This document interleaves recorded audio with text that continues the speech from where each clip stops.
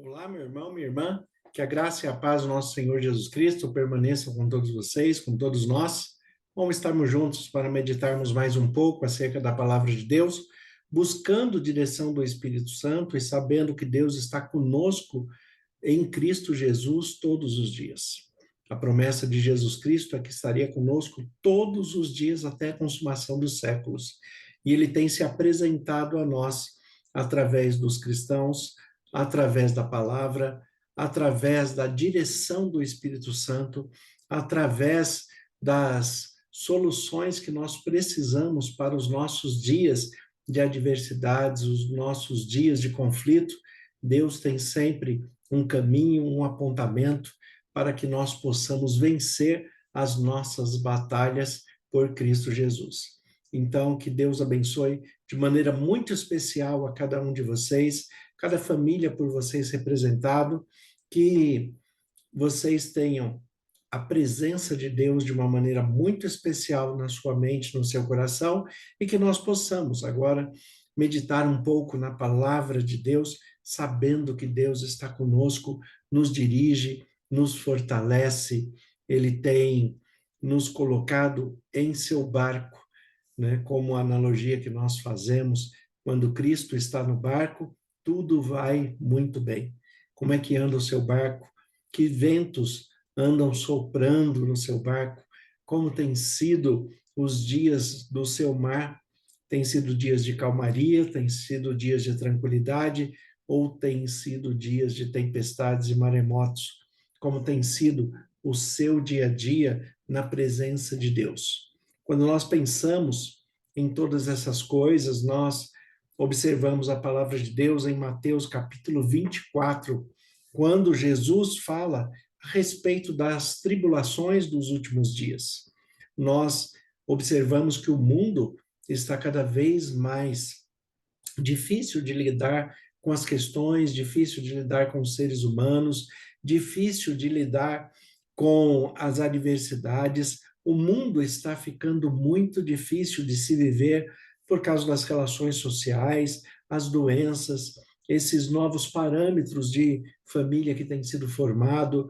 Então, todos os aspectos que Deus coloca como padrões divinos e padrões de excelência para a vida humana, que ele coloca como verdade absoluta, todos esses parâmetros têm sido quebrados, têm sido rompidos pela maldade humana, pelo desejo humano, pela direção do ser humano na sua ânsia de autonomia sobre si mesmo.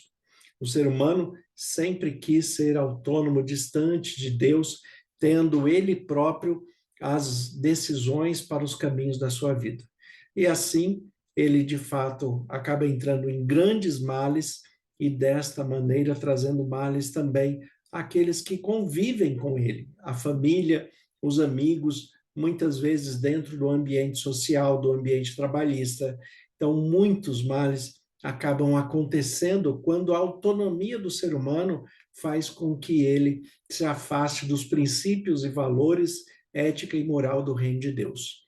Então, quando nós nos voltamos para a palavra de Deus, a aplicarmos esta palavra todos os dias em nossas vidas, nós sabemos que Deus está conosco, que o nosso mar é Deus, nós somos um barco neste mar, e o poder de Deus é o vento que sopra neste barco para que ele possa flutuar, para que ele possa ter impulsão em meio a esta água, em meio às adversidades, em meio aos problemas que nós vivemos. Enquanto o seu mar for Deus e o poder de Deus for o sopro que impulsiona a sua vida, os seus desejos, os seus princípios e valores, vai tudo bem com você. Jesus fala um pouco disso, a respeito disso, em Mateus capítulo 24, a partir do versículo 3, nós temos uma expressão a respeito dos últimos dias, de como seria o mundo, de como estaria as circunstâncias do mundo na proximidade da volta de Cristo para este mundo em que nós vivemos.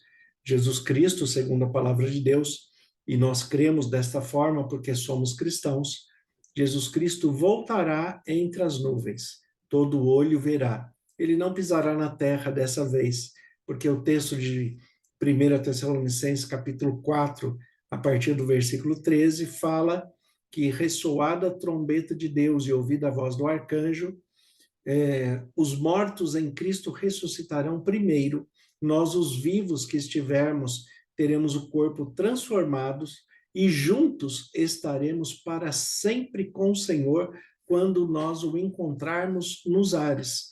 Então, não é ele que desce agora, ele só vem até a altura das nuvens, mas nós subimos até ele.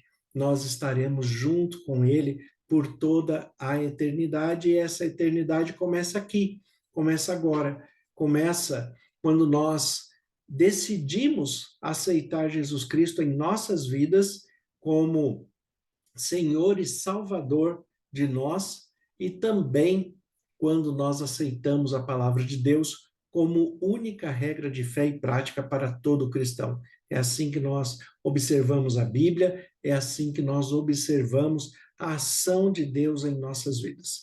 Então, Mateus 24:3, o texto diz assim: No Monte das Oliveiras, achava-se Jesus assentado, quando se aproximaram dele os discípulos em particular e lhe pediram: Dize-nos quando sucederão essas coisas e que sinal haverá da tua vinda e da consumação do século.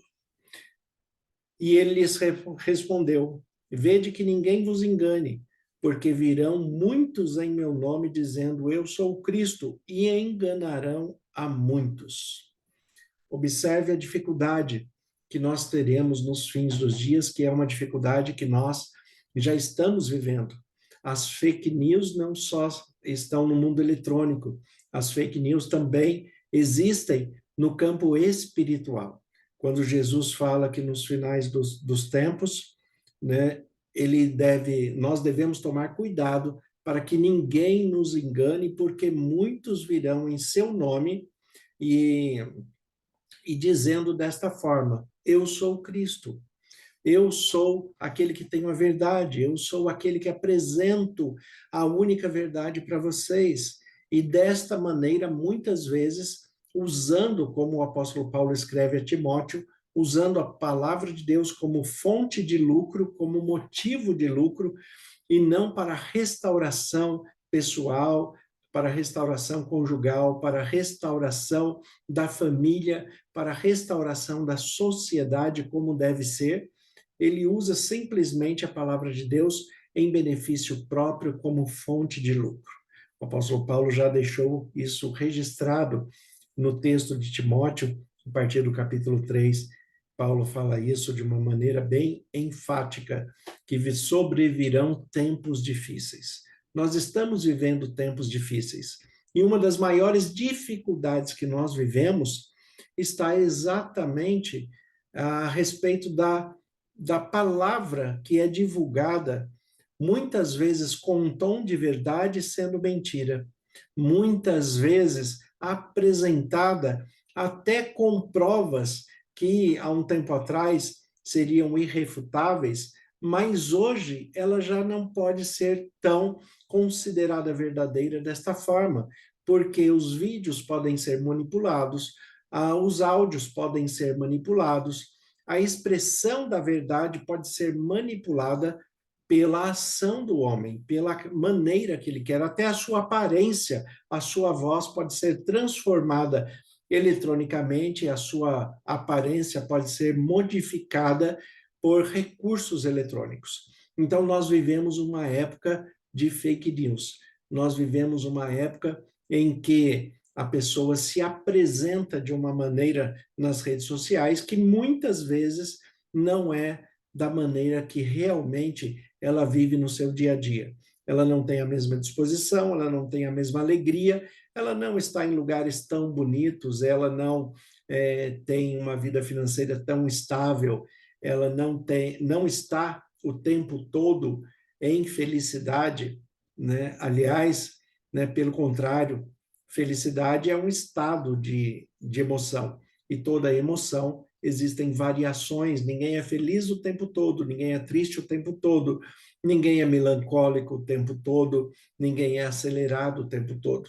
Quando nós tratamos de emoções e sentimentos, nós temos que observar muito bem a realidade que nós estamos vivendo para poder nos pautar pela verdade e dentro desta verdade que nós não venhamos a nos ferir demais, que nós não venhamos sofrer por aquilo que não é verdadeiro, que nós não venhamos sofrer por aquilo que é inventado e colocado na mídia, nas redes sociais, muitas vezes diretamente no seu sistema eletrônico de WhatsApp, de Facebook, né, são colocados situações, circunstâncias que, ao invés de te aproximar da verdade, irão te distanciar da verdade, já que a verdade para o mundo contemporâneo não é absoluta, ela é relativa em todas as suas faces. Quando nós voltamos para a Bíblia, que é a palavra de Deus, nós observamos um caminho completamente contrário a isto. A palavra de Deus, ela é verdade absoluta e colocada em prática, ela oferece o resultado que ela mesma diz que vai cumprir.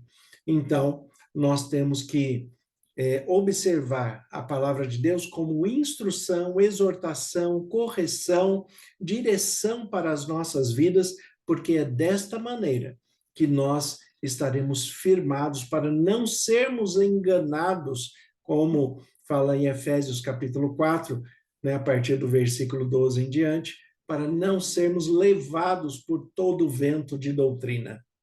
É por isso que eu pergunto a vocês, qual é o vento que está batendo no seu barco? Qual é o vento que bate na vela do seu barco e tem impulsionado a sua vida? É o poder de Deus com a verdade absoluta na direção do Espírito Santo, fortalecendo a sua vida, o seu ânimo, restaurando as suas emoções e sentimentos para o bem e conduzindo a sua vida de uma maneira que seja agradável a Deus e agradável a todos aqueles que acompanham você, que compartilham a vida com você? Como tem sido este vento que te impulsiona? Nós não podemos ser levados por todo o vento de doutrina. E é por isso que aqui, em Mateus capítulo 24, o versículo 3, ele apresenta 3 fortes pontos de vista que devem ser observados quando nós falamos da proximidade de Jesus estar voltando. Olha aqui o que acontece no versículo 3. No Monte das Oliveiras, achava-se Jesus assentado. Esta expressão de Jesus estar assentado é uma expressão comum para aquele que vai discipular, ensinar, porque quem senta não tem pressa. Quem senta não tem esta aceleração. Olha, eu tenho que ir embora rápido, fale rápido, você tem que ser mais rápido, porque eu não tenho tempo a perder. Pelo contrário, Jesus, os seus melhores discursos, as suas melhores pregações, ele fez sentado, sem pressa de sair. As melhores palavras de Jesus foram ouvidas enquanto ele estava sentado e enquanto todos aqueles que estavam ouvindo também estavam sentados para ouvir. Quando nós observamos isso, nós observamos Jesus dizendo para nós: desacelere, se assente um pouco, tenha calma, reflita, não haja por impulso, deixe o Espírito Santo conduzir você como um vento suave, como uma brisa suave que vai fazer o seu barco deslizar sobre o mar chamado Deus. E assim você vai andar seguro na sua vida, você vai andar seguro sobre este mar, porque você está sendo cuidado de todas as formas, de todas as maneiras.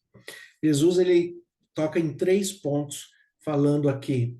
Achava-se Jesus assentado quando se aproximaram dele os discípulos, em particular, e lhe pediram: dize-nos, quando sucederão essas coisas? Que sinal haverá da tua vinda e da consumação dos séculos?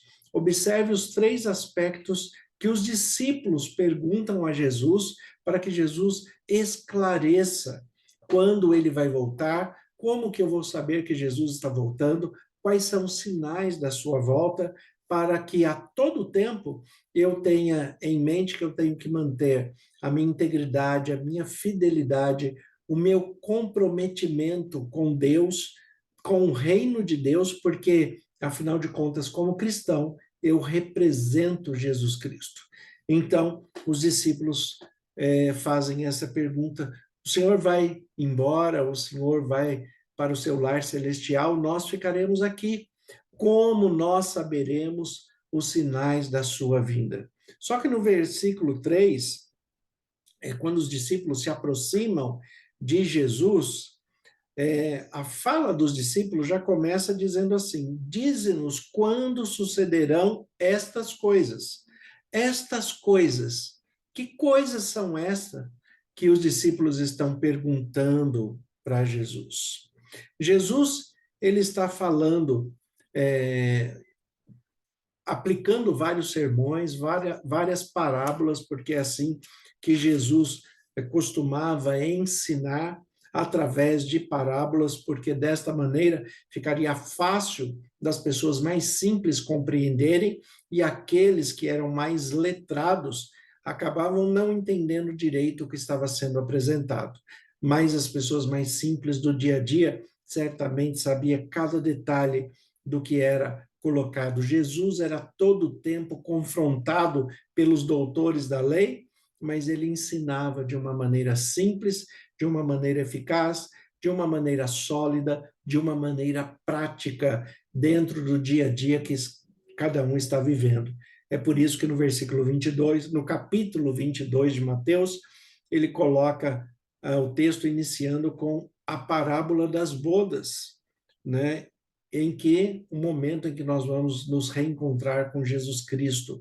Ele fala a questão do tributo, né? Se como nós devemos agir diante dos tributos, dos impostos, como nós devemos agir diante daquilo que pertence ao império, aquilo que pertence ao governo, aquilo que pertence a Deus e aquilo que fica em nossas mãos para administrar. Como nós devemos agir com integridade, com fidelidade diante dessas situações.